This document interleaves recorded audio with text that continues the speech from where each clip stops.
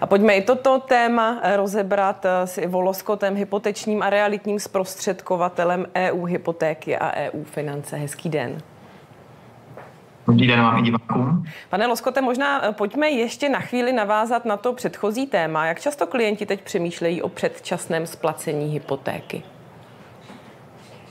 Závisí to na jejich životní situaci. To znamená, pokud se dostanou do nějakých buď to finančních problémů, po případě musí nemovitost prodat nebo získají nějaké volné prostředky v rámci rodiny, doběhne nějaká investice, tak pak samozřejmě je na snadě doplatit zmiňovaných 25% z výše zůstatku úvěru, což každým rokem lze zdarma.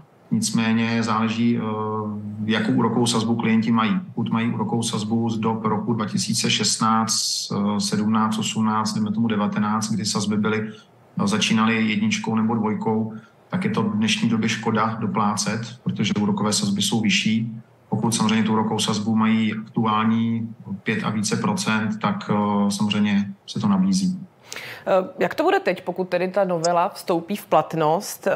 Omezí ta norma podle vás to, že lidi budou chtít ty hypotéky předčasně splácet, nebo jednoduše člověk, který už na to má peníze, tak to toho neodradí? Pokud se budeme mluvit o těch 25% každý rok zdarma, tak je to asi jedno, tam je to pořád stále zdarma. Dále závisí na jejich životní situaci. Pokud je to v rámci rozvodového řízení, prodeje nemovitosti nebo nějaké náhlé pojistné události, tak je samozřejmě dobře, že novela myslí i na tyto životní situace, kdy klienti to mohou doplatit zcela zdarma. Závisí, jak rychle se bude vyvíjet hypoteční trh a případně budou klesat úrokové sazby. Jednoduchý příklad, pokud máme 1 milion korun se splátkou 5600 korun dnešní úrokovou sazbou 5,4% na 30 let a úroková sazba, dejme tomu, klesne o 1%, tak už je tam rozdíl 600 korun měsíčně. A teď závisí na tom, v jakém období fixace klient se nachází. To znamená, že pokud má 2 roky za sebou a úroková sazba bude 4,5%, tak je tam rozdíl těch 600 korun měsíčně. A pokud mu chybí 3 roky do konce fixace, tak jsme nějakých 21 000 rozdílů ve prospěch úrokové sazby 4,5%, 4,4%. Nicméně pokud klient by měl zaplatit bance ten povinný poplatek až 2%, který by byl případně 10 000 korun, ostatně záleží to, kolik by měl už mezi tím splaceno, tak samozřejmě je výhodnější přejít na levnější úrokovou sazbu a je vlastně 11 000 plusu.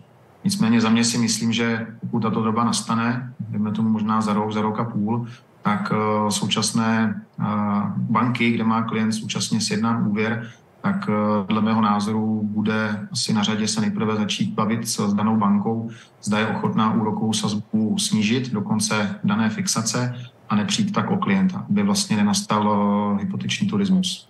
Vy jste zmínil v té své odpovědi, záleží na tom, kdy se oživí trh s hypotékami. Tak se jednoduše ptám, kdy si myslíte, že se oživí trh s hypotékami? Bude to záviset, předpokládám, na úrokových sazbách. Předpokládá se, že možná někdy na začátku příštího roku by Česká národní banka tu základní už mohla začít snižovat. Bude to ten okamžik, kdy se začne znovu ve větším, řekněme, oživovat právě ten hypoteční trh? Za mě už se trošku oživuje, to znamená, že když jsme se bavili někdy před půl rokem, tak sazby byly kolem 6%.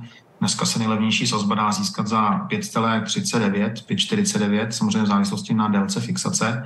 A další faktory jsou tam, je jich tam hned několik. To znamená, že drahé případné energie, ceny nemovitostí, jak velká bude nabídka, která v současné době většinou převažuje nad poptávkou, a obecně, jak ty ceny nemovitostí případně budou klesat.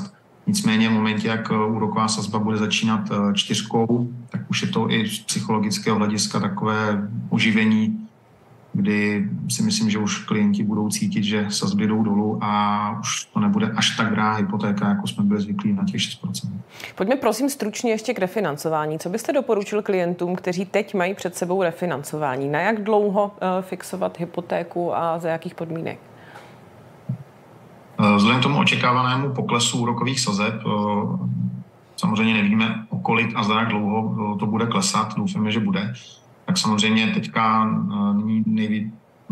Taková nejčastější úroková sazba se dává na 3 roky, kde vlastně je to taková sázka na loterii, že klient vlastně 3 roky vydrží se současnou sazbou a za 3 roky není tak daleko, kdy vlastně už by mohly být nižší a klient může v rámci své banky vyjednávat o nové fixaci s lepší sazbou, která bude za 3 roky po případě za větší dobu.